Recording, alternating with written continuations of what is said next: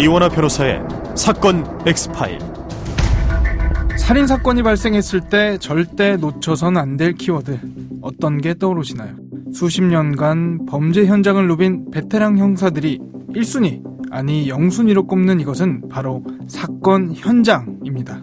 범인이 현장에 남겼을지도 모를 증거들, 가령 지문, 머리카락은 말할 것도 없고요. 컵이나 문고리, 바닥에 버려진 담배꽁초나 수건까지 뭐 하나 허투루 넘길 수 없다는 이야기입니다. 뭐가 됐든 사건 현장에서 나온 이 작은 실마리들은요, 겉보기엔 별거 아닌 것 같지만 범인을 특정하는 것은 물론 추후 법정에서 용의자의 혐의를 입증하는데 아주 강력한 역할을 해내곤 합니다. 그런데 오늘 여러분께 들려드릴 이 사건은요, 현장에서 발견된 아주 강력한 증거가 오히려 사건 해결을 더 힘들게 만들어버렸던 그런 케이스입니다. 오늘 사건 엑스파일에서 자세히 살펴보겠습니다. 안녕하세요. 이원하 변호사의 사건 엑스파일 이원하입니다. 오늘도 로얄 법무법인 김현우 변호사와 함께합니다. 변호사님 안녕하세요. 안녕하세요. 김현우 변호사입니다.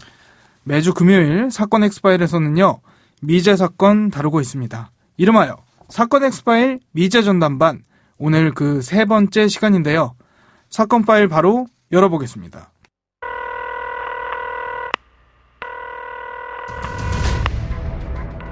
잊혀져선 안 될 그날의 기억들. 이원화 변호사의 사건 X파일 미제 전담반 14번째 파일, 충남 부여 칠순 노파 살인사건.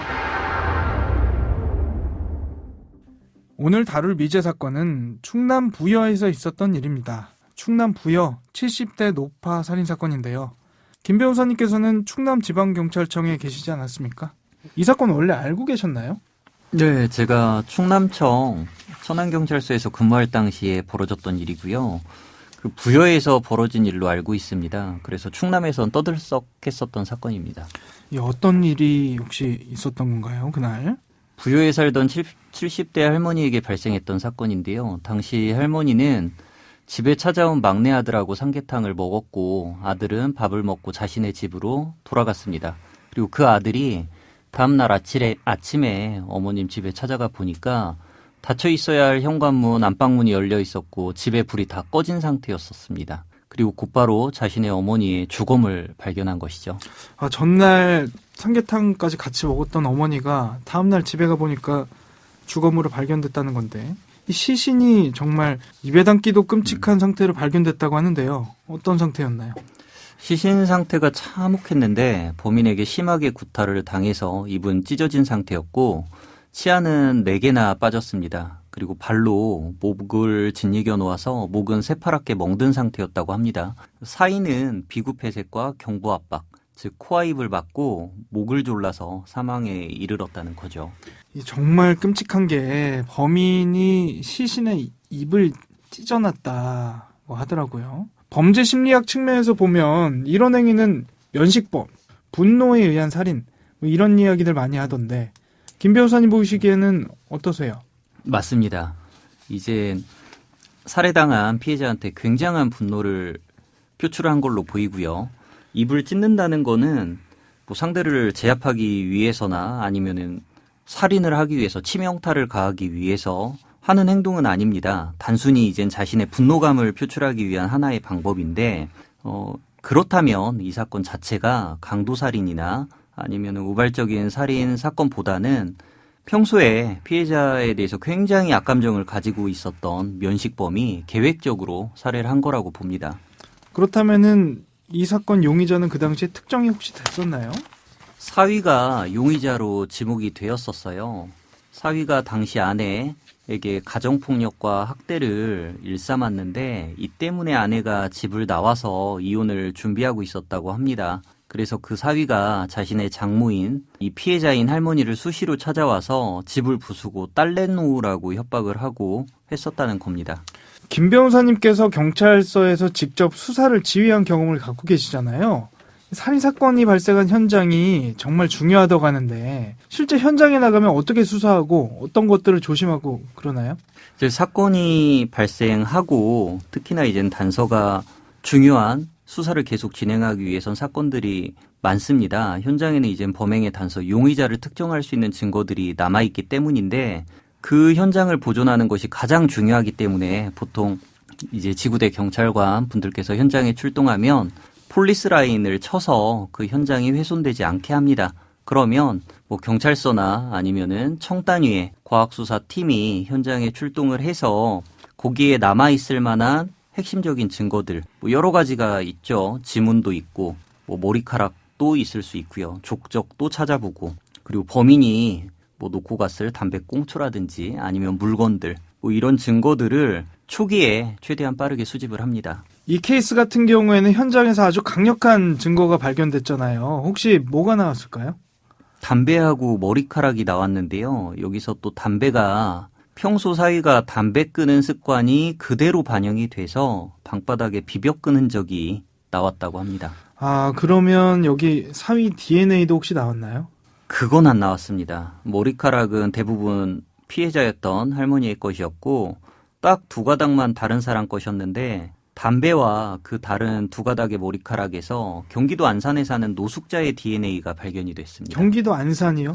안산에 사는 노숙인의 DNA가 충남 부여에서 발견됐다. 이게 이해가 잘 안 되거든요. 노숙인이 부여에 왔던 적이 있었던 겁니까? 노숙인은 자기가 이 사건하고 전혀 관련이 없다고 전면 부인했습니다. 자신은 안산이나 수원 일대를 전전하기는 하지만 부여라는 곳은 간 적도 없고 범행 장소도 처음 보는 곳이라고 진술을 했는데요. 당연히 피해자 얼굴도 모른다고 했습니다. 대신 노숙인은 노숙 생활을 하고 있는 중에 자기한테 한 100발의 남성이 찾아와서 뭐 술과 담배 사주면서 새치를 뽑아줄 테니까 머리카락을 뽑아간 사실이 있다고 이야기했는데 거짓말 탐지기를 했는데도 진실 반응이 나왔습니다. 그래서 경찰이 의심을 하고 있었던 사위 사진을 보여주니까 그 노숙자는 그 사람이 맞다고까지 했습니다. 이게 사실 경험하지 않고서는 진술할 수가 없는 아주 특이한 기억이라고 생각이 되는데 이 정도면 사위가 진범이 맞는 것 같은데요. 과연 노숙인의 진술로 미궁에 빠지는 듯했던 70대 노파 살인 사건의 범인은 잡혔을지 잠시 후 이어가겠습니다.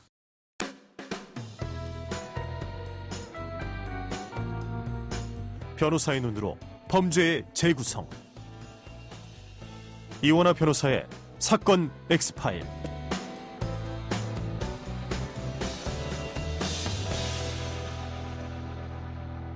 노숙인과 사위 대질신문 혹시 했나요? 경찰은 당연히 대질신문을 하자고 했는데 사위가 거부했습니다. 그럼 거짓말 탐지기라도 하자 했는데 그것도 거부했고요. 청취자분들 입장에서는 거짓말 탐지기를 거부할 수 있는지 그거 궁금할 것 같거든요.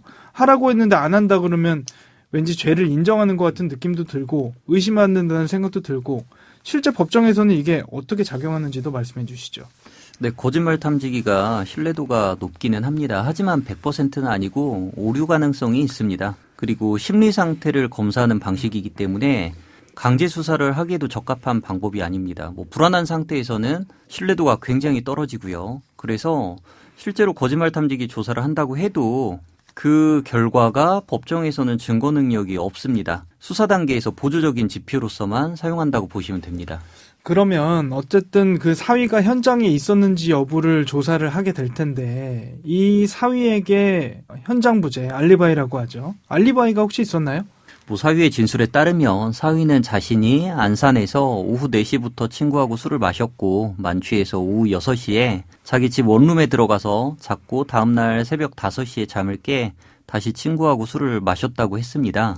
하지만 사위와 술을 마신 친구에게 수사기관에서 물어봤는데 당일 사위와 술을 마신 것은 맞지만 당시 마신 술은 평소 주량의 반도 못 미치는 소주 한 병이었고 사위는 그 사위 자신의 어머니를 찾아간다며 술자리를 떴다고 했습니다. 게다가 그날 오후 7시부터 다음날 새벽 5시까지 사위의 휴대폰이 꺼져 있는 상태였습니다. 따라서 위치 추적도 불가능한 상태였고요. 사실 이 정도면 사위가 거짓말한 것도 일부 드러났고 범행 가능한 그 시간대에 휴대폰도 꺼져 있었고 그러면 이제 다른 방법으로 행적을 좀 추적을 했었어야 되는 것 같은데 이 한 남성이 식당에서 노숙인에게 밥을 사줬다고 했잖아요. 그래서 그때 경찰이 조사를 해봤더니 그 당시 상황을 식당 주인도 기억하고 있었던 거 아닙니까? 그리고 그 식당에 CCTV도 있었다고 하는데 이걸 보면 이 남성이 사위인지 아닌지 뭐 그 CCTV에 나오는 거 아닙니까?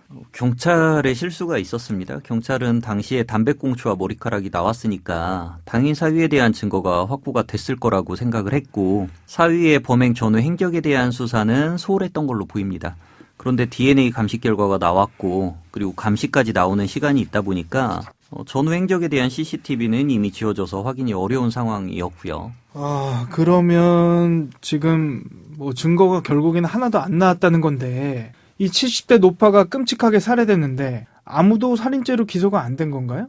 네, 맞습니다. 굉장히 안타까운데 결국 범인을 특정하기 위한 객관적인 증거가 부족한 상황이어서 살인죄로 기소가 안 된 것 같습니다.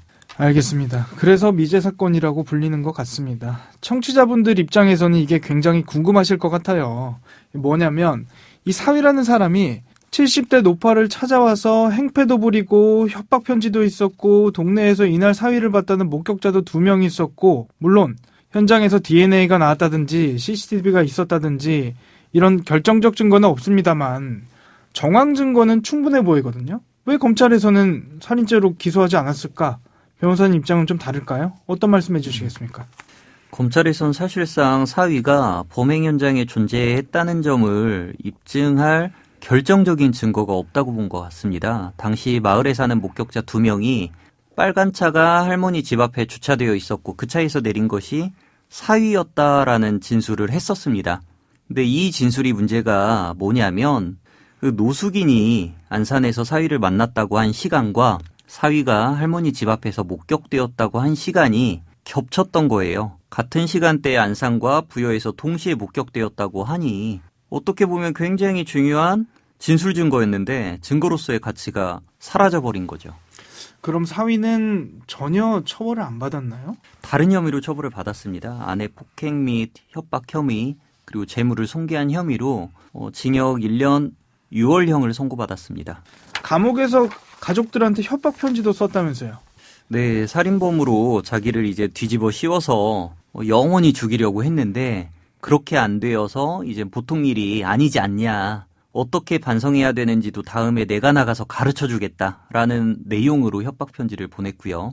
사위는 이전에도 협박 편지를 작성해서 집 앞에 붙여놓기도 했었다고 알려져 있습니다.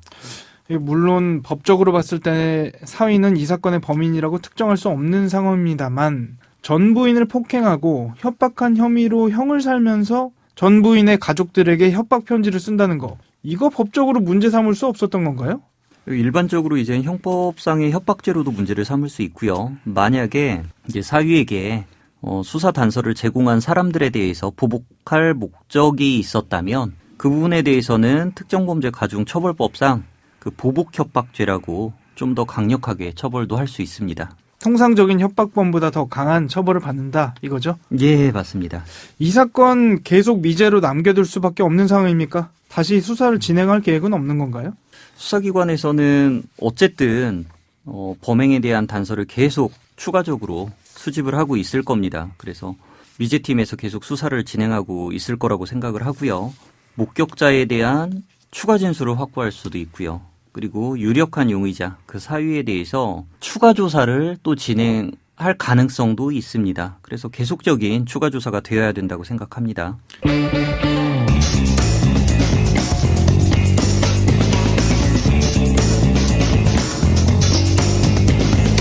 이원하 변호사의 사건 엑스파일 미제 전담반 매주 금요일 잊혀져선 안 될 미제 사건들 돌아보고 있습니다. 청취자 여러분도 함께해 주시기 바랍니다.